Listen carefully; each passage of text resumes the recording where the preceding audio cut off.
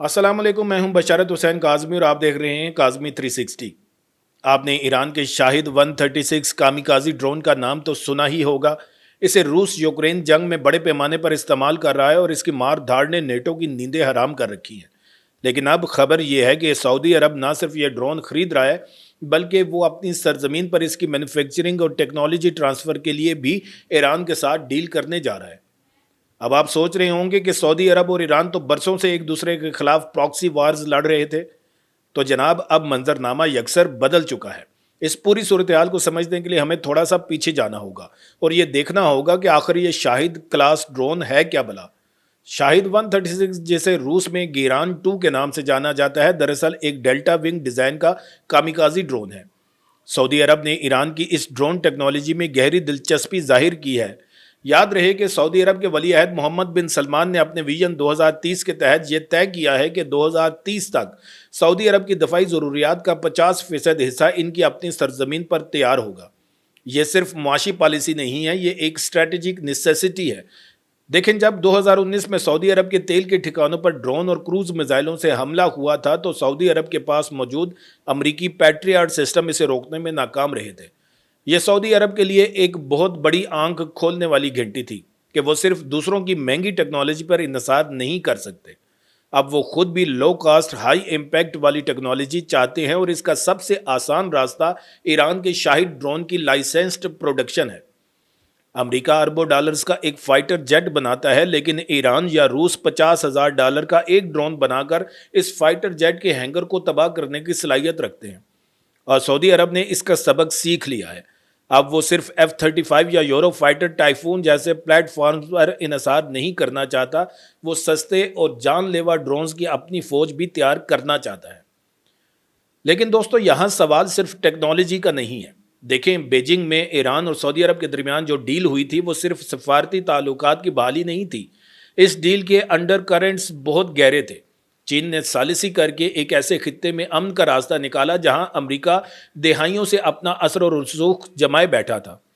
अब ये drone deal इस मुआहदे का दफाई तसलसल है। ईरान के पास ड्रोन टेक्नोलॉजी है, ख़ास तौर पर वो टेक्नोलॉजी जो सैंक्शंस के बावजूद तैयार हुई, और सऊदी अरब के पास वसाइल है, इंडस्ट्रियल बेस है और पैसा है। जब ये दोनों मिल जाएंगे तो मशरक़ वस्ता में एक नया डिफेंस ब्लॉक उभरेगा। ये कोई छोटी मोटी बात नहीं, ये इसराइल और अमेरिका दोनों के लिए इंतहाई परेशान कुन सूरत हाल है। इसराइल ने हमेशा अपनी कदामत पसंद फौजी बर्तरी पर जोर दिया है, जिसे वो क्वालिटेटिव मिलिट्री एज कहते हैं। लेकिन अगर सऊदी अरब, जो कि अमेरिका का एक बड़ा इत्तेहादी भी है, ईरान की ड्रोन टेक्नोलॉजी तैयार करने लगा तो ये इसराइल के लिए एक दो धारी तलवार की तरह है। एक तरफ सऊदी अरब के साथ अब्राहम मुआहदे के तहत ताल्लुकात को नॉर्मलाइज करने की ख्वाहिश थी, तो दूसरी तरफ अगर वही सऊदी अरब ईरान जैसी खतरनाक ड्रोन कैपेबिलिटी रखने लगा तो इसराइल की सिक्योरिटी का क्या होगा। यही वजह है कि तल अबीब में इस डील की खबरों ने खलचल मचा दी है।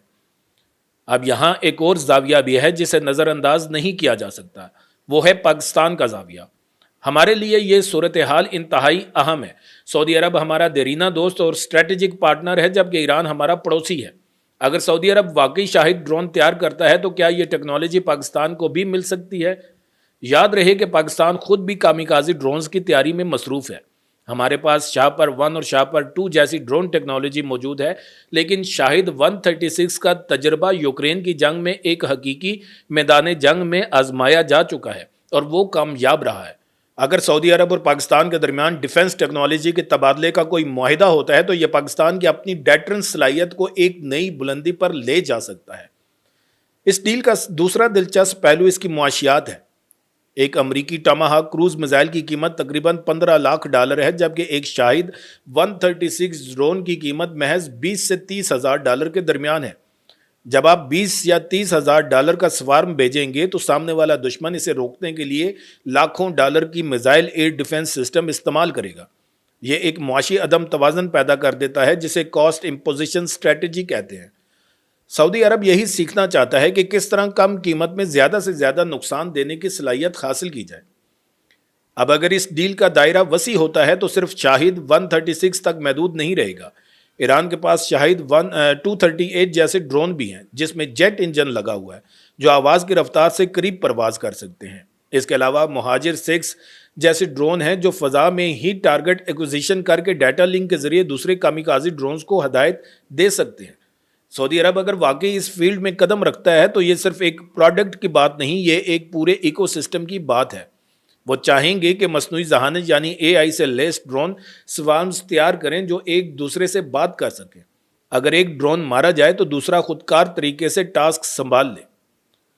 تو دوستو آپ کو یاد ہوگا کہ جب روس یوکرین جنگ شروع ہوئی تو یوکرین نے ترکی کے بیرکتار TB2 ڈرون سے روسی ٹینکوں کی اینٹیں بکھیر دی تھیں۔ پھر روس نے ایران سے شاہد ڈرونز منگوائے اور یوکرین کے پاور گریڈ کو تہس نہس کر دیا۔ یہ پوری دنیا کے لیے ایک کیس سٹڈی ہے کہ جدید جنگ میں ڈرونز کا کردار کیا ہے۔ سعودی عرب یہ سب کچھ بہت غور سے دیکھ رہا ہے اور وہ پیچھے نہیں رہنا چاہتا۔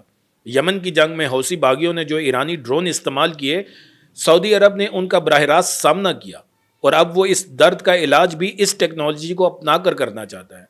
اسے ہم کہتے ہیں کہ جس نے دشمن کو پیدا کیا اس نے اس کا علاج بھی پیدا کیا۔ لیکن یہاں علاج کی جگہ سعودی عرب نے سوچا کہ کیوں نہ وہی ہتھیار ہم بھی بنا لیں۔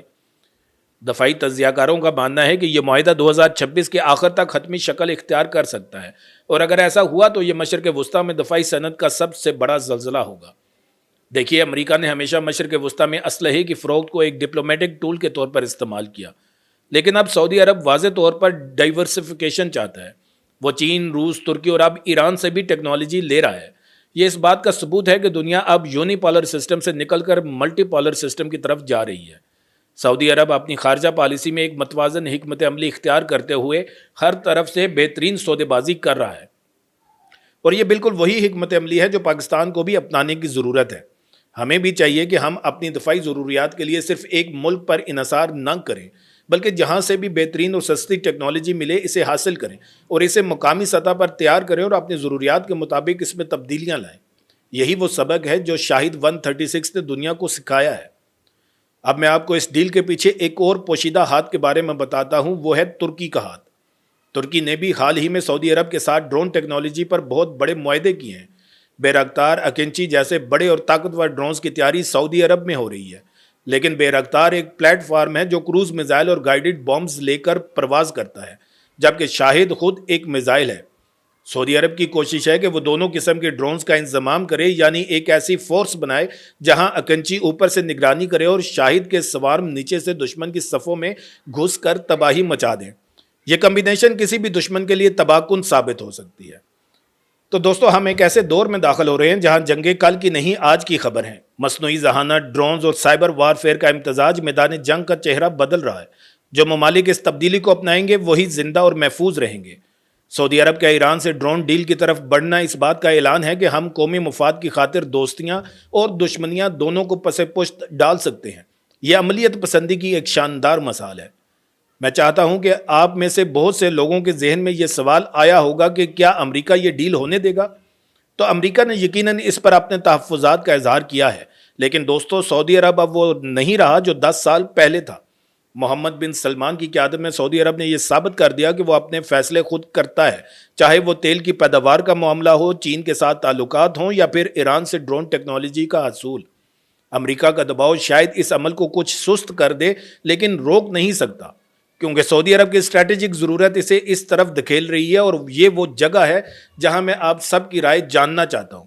یہ پورا معاملہ بہت حساس اور بحث طلب ہے۔ مجھے یقین ہے کہ آپ سب کی بھی اس پر مختلف رائے ہوگی، تو آئیے اپنے کمنٹ سیکشن میں بحث کرتے ہیں۔ مجھے بتائیں کہ کیا آپ کو لگتا ہے کہ سعودی عرب کو ایران سے ڈرون ٹیکنالوجی لینی چاہیے؟ کیا اس ڈیل سے پاکستان کو فائدہ ہوگا یا نقصان؟ اور کیا اسرائیل اس ڈیل کے خلاف کوئی فوجی کارروائی کر سکتا ہے؟ اپنے خیالات کا اظہار ضرور کریں۔ میں ہر رائے کا احترام کرتا ہوں اور زیادہ سے زیادہ کمنٹس کا جواب دینے کی کوشش کروں گا۔ اگر آپ کو یہ ویڈیو پسند آئی ہو تو چینل کو سبسکرائب کرنا مت بھولیے اور ساتھ والے بیل آئیکن کو دبا دیجیے تاکہ کوئی بھی نئی ویڈیو سے آپ سے مس نہ ہو۔ ویڈیو کو لائک کریں اور اپنے دوستوں کے ساتھ اس ویڈیو کو شیئر اور چینل کو سبسکرائب کر کے بیل کا آئیکن دبانا نہ بھولیے گا۔ ویڈیو کو آخر تک دیکھنے کا بہت شکریہ۔ پھر ملیں گے ایک نئی ویڈیو کے ساتھ۔ اللہ تعالیٰ آپ سب کا حامی و ناصر ہو۔ پاکستان زندہ باد۔